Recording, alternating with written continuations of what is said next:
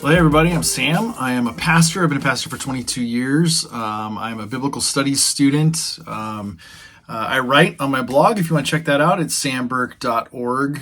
And then my training involves biblical studies, theology, and biblical languages. I thought I'd do something different today. I get asked every once in a while about my devotional reading of the Bible. I talk about, I have my pastoral side and my theological reading of the Bible. I have my scholarly reading of the Bible. Then I have my devotional, my own personal stuff. And so people ask me every once in a while about my own personal devotional reading of the Bible. How do I do that? How did I decide all of that? That kind of stuff. So I thought I'd talk about that today. So in order to understand that, I need to go backwards and talk about kind of where I came from, how I viewed the Bible back, when I was younger, and then as a young pastor, and how I've kind of morphed and changed over the years to understand things a little differently. So, like I've said in this channel before, I grew up an independent fundamental Baptist church, at an independent fundamentalist Baptist church in California. We were King James only, very legalistic. And there was one way to think about anything, and they were the right way. That's what they told us. Like everyone else was wrong, we were right, kind of a deal. It wasn't until I was in college that I really, I kind of like bucked against that growing up, but I didn't know any different. My parents wouldn't let me go to any other churches, so that was the one I went to. And when I got into college, I started having my world opened up a little bit more, and at first it was scary, and then it was comfortable. So that got opened up more, and I started reading the Bible differently than growing up. But because I was at school to learn how to become a pastor, to learn the Bible, taking biblical studies classes, that kind of stuff, I began to see the Bible more academically. I began to have to write papers on things, and that kind of skewed a little bit of my perception of what the Bible is. Then I became a pastor and started thinking theologically about the Bible and teaching, and how do you practice this thing as a Christian, that kind of stuff, and how do I teach the Bible. And I walked away from King James completely. I started using more NASB, ESV a little bit, NIV mostly. And most of my Bible reading was about putting together things to teach somebody else. But I would always try to, also have a devotional reading of the Bible. But what I found very difficult, and a lot of people who are in my position as a pastor, teacher, whatever, of the scriptures, they find it very difficult also, is that a lot of times when you're reading the Bible, you just don't separate. You can't separate like that from what you want to teach, and you just start, conflating the two things together. And you don't spend a lot of personal time, and it's more about pouring out, and nothing's being poured in, and you end up burning out. And so I got to this point where I was like, you know what? I need something for my own personal enrichment. So I took a sabbatical back in 2022. And I was in a pretty dried out place spiritually. I didn't really know what was going on. If you walk back even further back than that, 2008, 2009, somewhere around there, had some pretty big moments of crisis of faith things, and had to work through a bunch of stuff, and came out the other side of it thinking a little differently about things than I had before, which was, it's fine. A lot of us have to do that.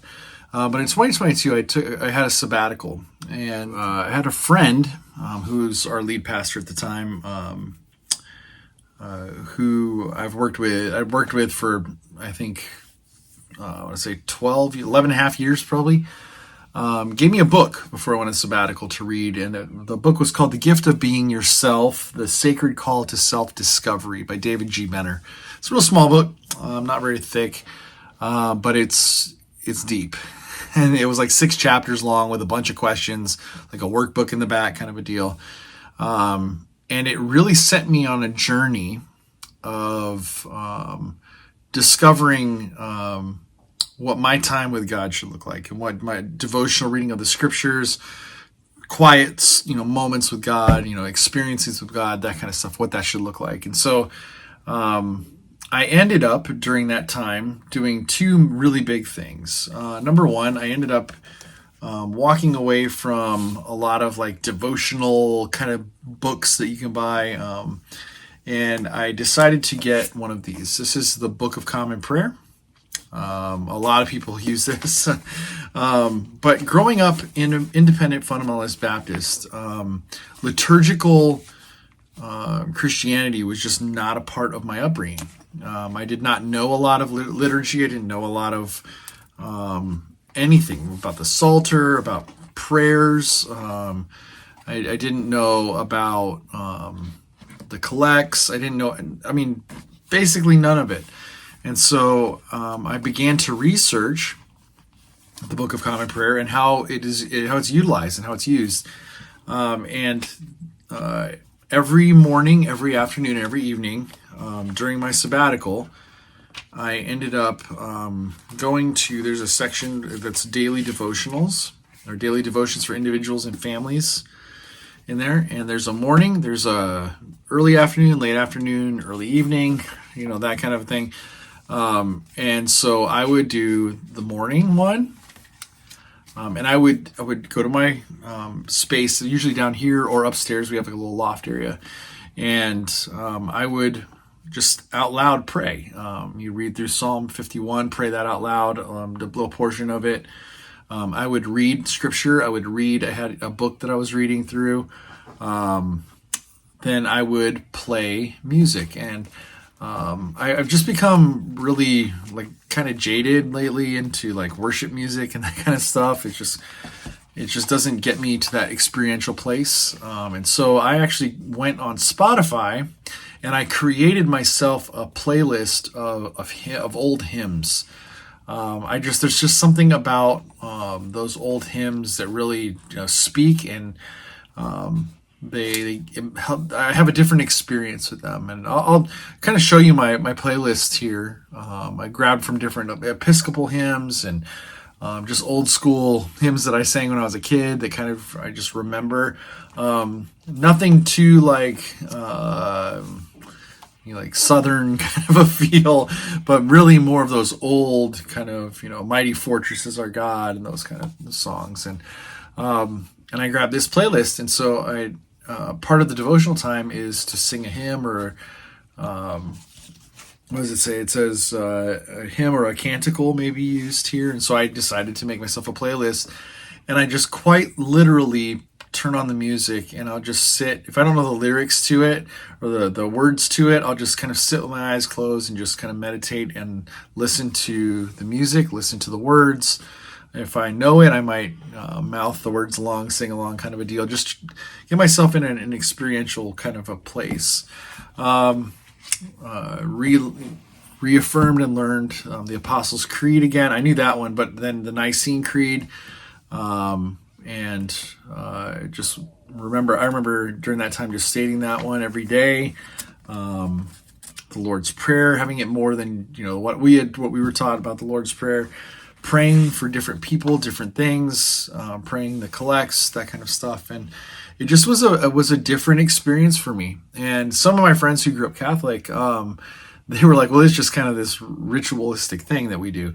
But for me, that wasn't the case. It was very, having this liturgy every day created a different spirit in me. And I just had a different experience devotionally.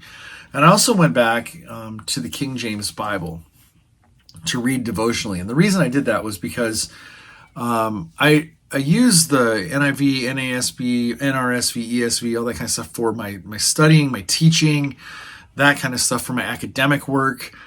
And those kind of things, I use those Bibles for a very strict purpose. And it was very difficult to read any of those devotionally.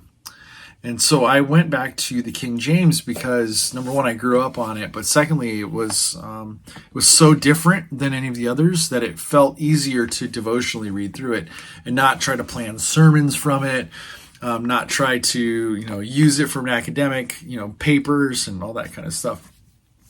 But I couldn't use the Bible that I grew up with because there's just something triggering about it. And I showed that Bible on this channel before. So I went and I got a different one. I got this small little King James Bible that's the exact same size as my Book of Common Prayer. And I just have these together on my shelf, and this is my devotional time.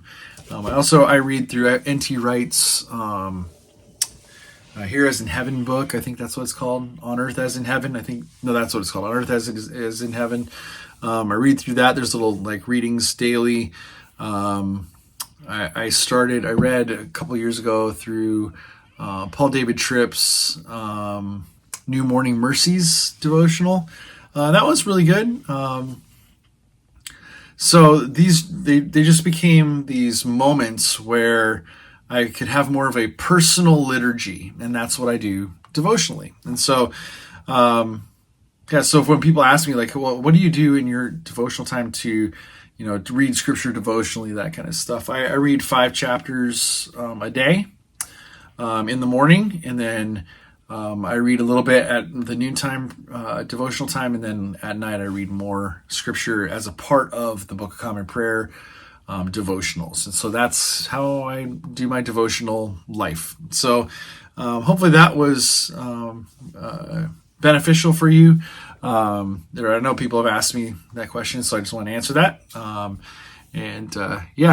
It's been a very enriching experience for me. So anyway, like the video, subscribe, write some comments. I would love to hear how you read scripture devotionally if you do that, and what things have helped you experience God in fresh ways that way. I'd love to interact with you that way. And if you don't, then that's totally cool also. And I'll see you in the next video. All right.